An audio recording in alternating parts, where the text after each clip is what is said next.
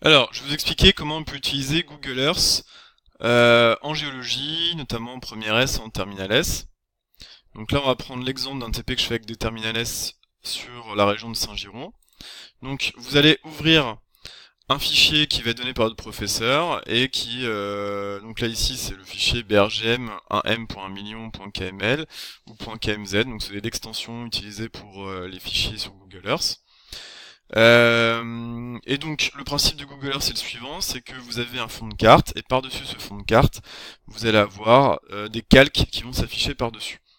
Donc qui dit calque, dit transparence. Donc c'est-à-dire que je peux jouer sur la transparence de la carte qui va être par-dessus le fond de carte. Donc je clique sur opacité, ajuster l'opacité ici, et avec la réglette, je peux donc modifier comme ça la transparence. Ça peut être utile pour voir voilà quel type de paysage j'ai en dessous, certaines couleurs en géologie, etc. Alors, je vais zoomer. Nous, ce qui nous intéresse pour le cas de ce TP là, c'est la région de Saint-Giron. Donc je vais taper Saint-Giron. Donc rechercher, voilà, et il va zoomer donc sur la zone.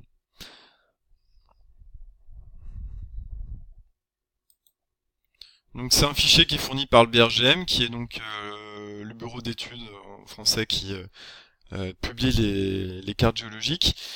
Donc là, vous avez une carte géologique qui est différente de celle de tout à l'heure. Celle de tout à l'heure, c'était celle-là, et ça, c'est la nouvelle carte. Tout simplement parce qu'on a changé d'échelle. Là, sur cette partie-là, on est au million. Là, on est au 250 millième. Ici, je zoome encore. Voilà, je vais encore un petit peu changer. Je vais avoir peut-être une carte au 50 millième. Donc, voilà, j'ai la carte qui s'affiche, très précise. Le problème, c'est que j'ai pas accès aux légendes. Donc, pour accéder aux légendes, il faudrait avoir la notice, donc soit la carte originale, ou alors avoir la notice à travers le site Infoterre. Donc, j'y reviendrai sous un autre tuto. Voilà, donc ça permet de faire des captures écran, localiser certaines régions et intégrer ça éventuellement sur un compte-rendu informatique.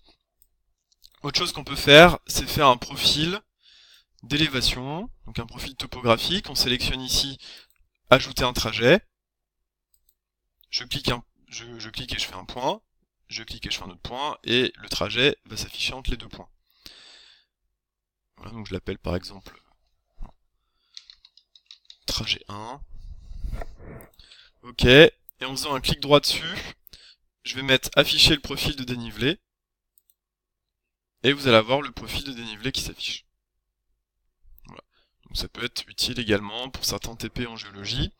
Vous pouvez jouer également en allant dans options, sur le facteur d'élévation. Donc là, il est au maximum.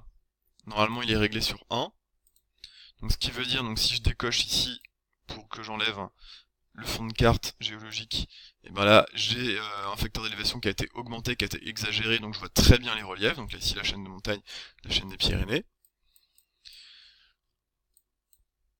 Et enfin, je peux aussi utiliser éventuellement l'outil règle qui me permet, pareil, de tracer un trajet et d'avoir une idée donc de la longueur sur la carte. Donc ici en kilomètres, mais je peux sélectionner si je veux en mètres ou en centimètres.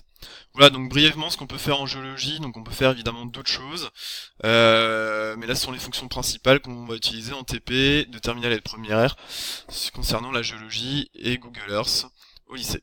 Voilà.